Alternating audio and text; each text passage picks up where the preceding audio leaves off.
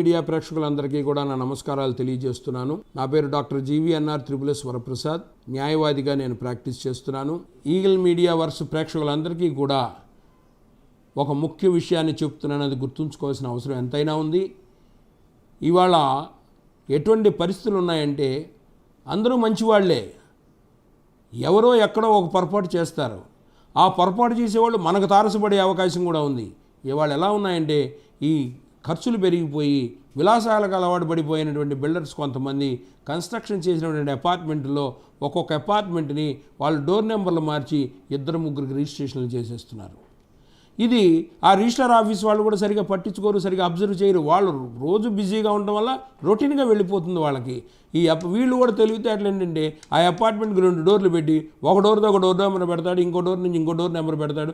ఈ door number తీసుకుని inspection తీసుకొచ్చి దీన్ని చూపిస్తాడు, ఇంకో డోర్లో ఇంకో బ్యాంక్ అని తీసుకొచ్చి ఆ డోర్ నెంబర్లో ఆ నెంబర్ చూపించి అటు నుంచి డోర్ నుంచి తీసుకొస్తాడు.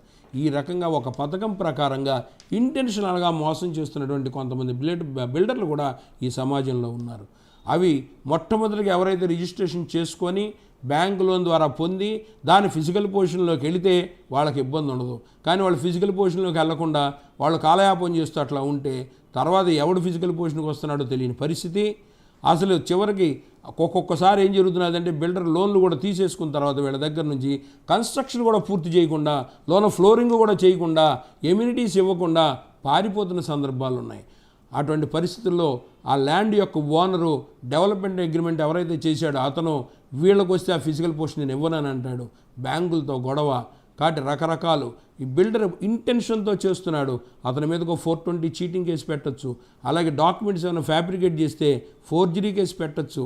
అలాగే మన consumer forum, state consumer forum ఉంది, డిస్ట్రిక్ట్ కన్స్యూమర్ ఫారం ఉంది, అక్కడికి వెళ్ళి అక్కడ కూడా వాళ్ళు కేసులు ఫైల్ చేసుకొని వాళ్ళ దగ్గర నుంచి డ్యామేజెస్ క్లెయిమ్ చేయొచ్చు. కాబట్టి ఇటువంటి పరిస్థితుల్లో ఆ ప్రాపర్టీని క్షుణ్ణంగా లీగల్ ఒపీనియన్ తీసుకొని కానీ ఏదో గుడ్డిగా నమ్మకంతో మన ఫ్రెండ్ ఎవరో చెప్పారు బాగా కట్టారు ప్రాపర్టీని ఓ ఫ్లాట్ కొనుక్కుందామని తొందరగా ఆశతో వీళ్ళు కొనుక్కుంటే చివరికి అది ఆశ కాస్త నిరాశగా మారేటువంటి ప్రమాదం ఉన్నది. కాబట్టి ఎటువంటి పరిస్థితుల్లో తొందరపడకూడదని మీ అందరికీ తెలియజేస్తున్నాను. మీకు థ్యాంక్స్ తెలియజేస్తున్నాను. Like and subscribe Eagle Media Works.